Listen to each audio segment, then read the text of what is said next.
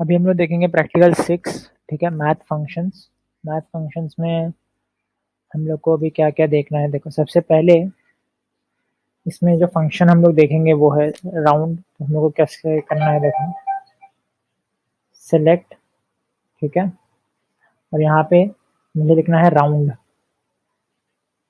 ठीक है, राउंड। और इसके अंदर ना एक आप डेसिमल नंबर जो भी है आप दे सकते हो, ठीक है, ठीक है, एक डेसिमल नंबर, कॉमा, फिर उसके बाद आपको यहाँ पे एक वैल्यू देना है जो है प्रिसीशन का, ठीक है। अब ये फंक्शन करेगा क्या? ये फंक्शन क्या करेगा कि आपका जो नंबर था, ठीक है, उसको ये 2 पॉइंट तक ले, 2 का प्रिसीशन देगा। देखो, अभी तो यहाँ पे तो वैसे भी हमारा 2 ही था, ठीक है। अब जैसे यहाँ पे मान लो मैं और 4 नंबर यहाँ पर डाल देता हूँ, देखो, ठीक है। तो यहाँ पे उसने क्या किया, ये 0.2 का प्रिसीशन लिया है, ठीक है। पॉइंट के बाद कितना नंबर आना चाहिए, तो राउंड फंक्शन ये काम करता है। नेक्स्ट है सेलेक्ट सीलिंग फंक्शन।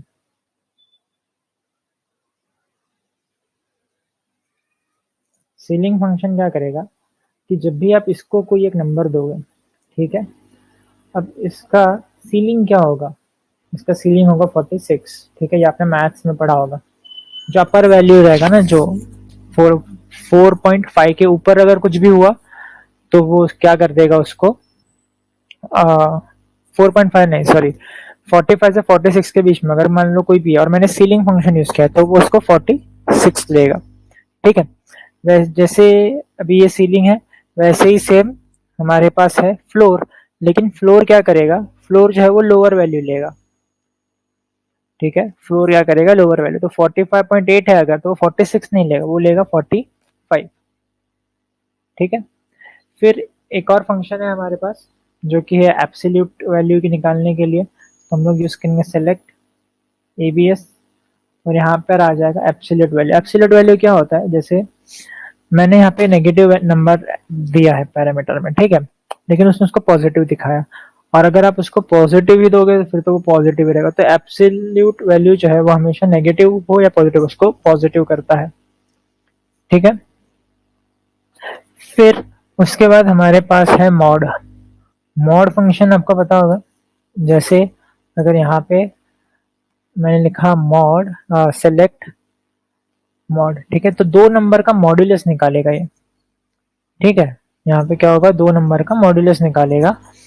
और इसमें अगर मान लो मैंने ऐसा पास किया 45/10, तो अगर यहाँ पे 45 को आप डिवाइड करोगे 10 से, तो आपको जो रिमाइंडर बचेगा ना, जो मॉड्यूलस बचेगा वो दिखाएगा, ठीक है। सॉरी, जो आपका, हाँ बराबर, रिमाइंडर मॉड्यूलस है ना, 5 आ जाएगा।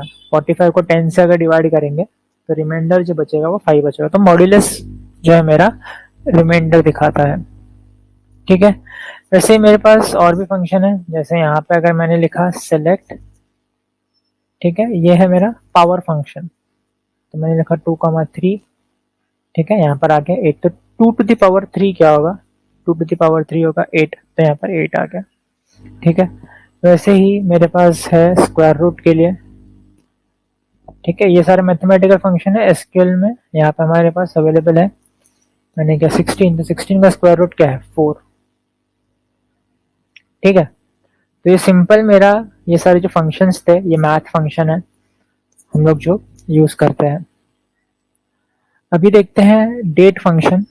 डेट फंक्शन क्या करता है, डेट फंक्शन में के लिए हम लोग को लिखना होगा सेलेक्ट, ठीक है। यहाँ पर एक फंक्शन है नाउ, ठीक है, सिंपल ये लिख के एंटर करोगे तो नाउ में देखो आपको आज का डेट मिल गया, टाइम मिल गया, ठीक है।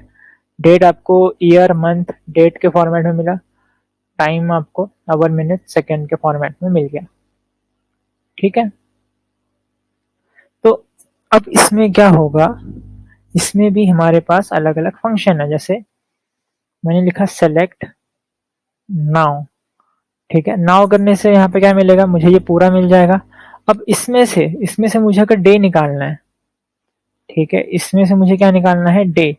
तो मैंने डे के अंदर नाव पास किया है, समझ में आया। देखो यहाँ पे डे के अंदर नाव, तो इस नाव में से यहाँ पे इसमें से मुझे वो डे निकाल के दे देगा, देखो डे क्या है 21, देख रहा है यहाँ पे 21 था ना, तो 21 उसने निकाल के दे दिया। ठीक है, वैसे ही अगर आपको डे के बाद अगर आपको मंथ चाहिए तो आप यहाँ पे मंथ डालो तो आपको मंथ मिल जाएगा। ठीक है, ईयर चाहिए तो यहाँ पे ईयर आप डाल सकते हो,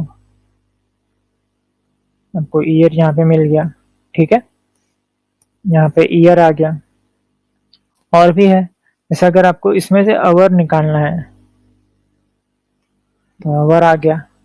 ठीक है, तो आवर यहाँ पर आ गया। तो ये सारे जो मेरे फंक्शंस थे ये सारे मेरे डेट फंक्शंस हैं। ठीक है, और मेरे पास और भी कुछ फंक्शंस हैं, जैसे स्ट्रिंग फंक्शंस है। तो स्ट्रिंग फंक्शंस में हम लोग क्या क्या कर सकते हैं, देखो तो अभी हम लोग देखेंगे स्ट्रिंग फंक्शंस। स्ट्रिंग फंक्शंस में क्या क्या होता है। ठीक है, तो सबसे पहले हम लोग देखेंगे मैनिपुलेटिव फंक्शंस। ठीक है, मैनिपुलेशन फंक्शन में क्या क्या होता है। ठीक है, तो सबसे पहले है लोअर फंक्शन। तो लोअर फंक्शन के लिए हम लोग को लिखना होगा सेलेक्ट लोअर। ठीक है, अब इसके अंदर मान लो मैं कोई एक स्ट्रिंग पास कर देता हूँ। ठीक है, मैंने इसे पास कर दिया हेलो। ठीक है, अब इसमें होगा क्या कि यहाँ पे आ गया मेरा लोअर केस में। ठीक है, वैसे ही अगर मुझे अपर केस में चाहिए तो मुझे यहाँ पे लिखना पड़ेगा अपर। ठीक है, अब इसको जरूरी नहीं है कैपिटल में ही लिखना है, आप स्मॉल में भी लिख सकते हो। अच्छा, ये तो पहले से ही अपर है ना हेलो, चलो इसको मैं, अब ये थोड़ा स्मॉल हो गया देखो। ठीक है, ये मेरा अपर है। अब इसमें हमारे पास और भी बहुत सारे फंक्शंस है, जैसे कि है सबस्ट्रिंग। सबस्ट्रिंग क्या करेगा कि मैंने लिखा सेलेक्ट और फिर यहाँ पे मैं लिखता हूँ सबस्ट्रिंग। ठीक, सबस्ट्रिंग लिखा मैंने, और यहाँ पे मैं एक स्ट्रिंग दे देता हूँ। ठीक है, जैसे मैंने यहाँ पे लिखा हेलो वर्ल्ड। ठीक है, कॉमा देके यहाँ पे मुझे बताना पड़ेगा कि मुझे कौन सा पार्ट उसका मुझे जो है सबस्ट्रिंग चाहिए। तो मैंने लिखा 1,5। ठीक है, तो देखो हेलो आया। अब यहाँ पे क्या हुआ, किसने काउंट किया। ठीक है, 0, 1, 2, 3, 4। ठीक है, ये कितने हुए, ये मेरे 5 हो गए। ठीक है, तो 1 से पोजीशन से लेके 5 उसने 5 ले दिया मेरे को, तो 1, 2, 3, 4, 5। तो ये आ गया मेरा सबस्ट्रिंग। ठीक है, फिर अगर मुझे चाहिए कि उसमें मुझे कुछ वर्ड जो है वो उसका लोकेशन चाहिए। ठीक है, जैसे यहाँ पे देखो मैंने लिखा सेलेक्ट हेलो वर्ल्ड है यहाँ पे। ठीक है, अब यहाँ पे मुझे क्या चाहिए, उसका लोकेशन। जैसे मैं मुझे चाहिए कि इस वर्ड में, ठीक है, जो W है वो कौन सी लोकेशन पे है। तो यहाँ पे मैं यूज करूंगा INSTR। ठीक है, तो इसके बाद हेलो वर्ल्ड लिखा है। अब हेलो वर्ल्ड के बाद यहाँ पे मुझे बताना पड़ेगा कौन सा वर्ड, तो यहाँ पे मुझे चाहिए W।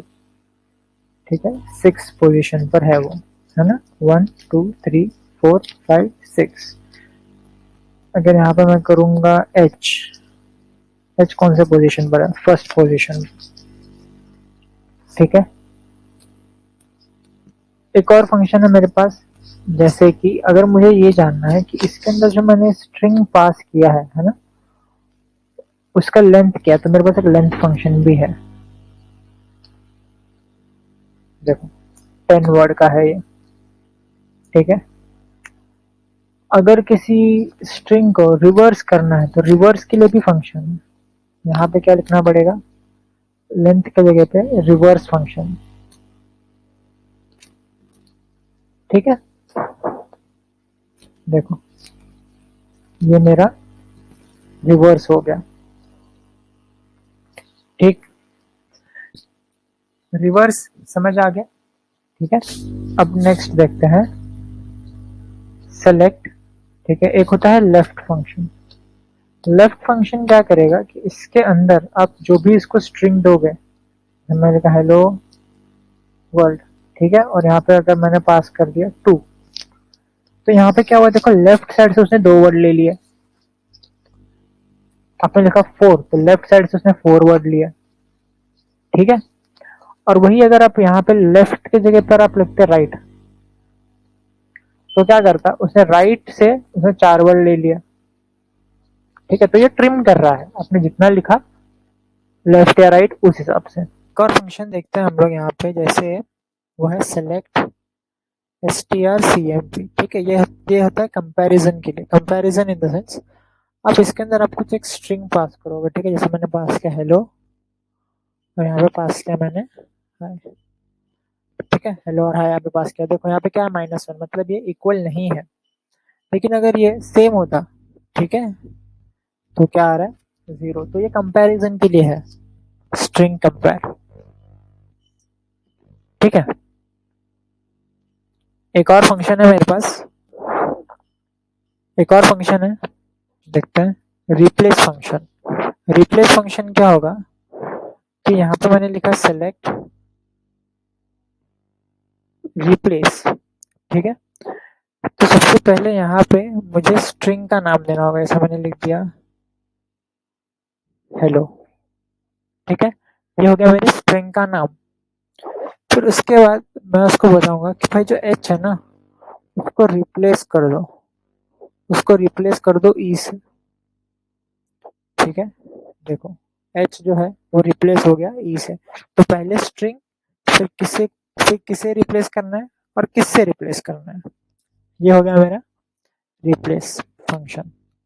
तो ये मेरे सारे स्ट्रिंग फंक्शंस थे एसक्यूएल में।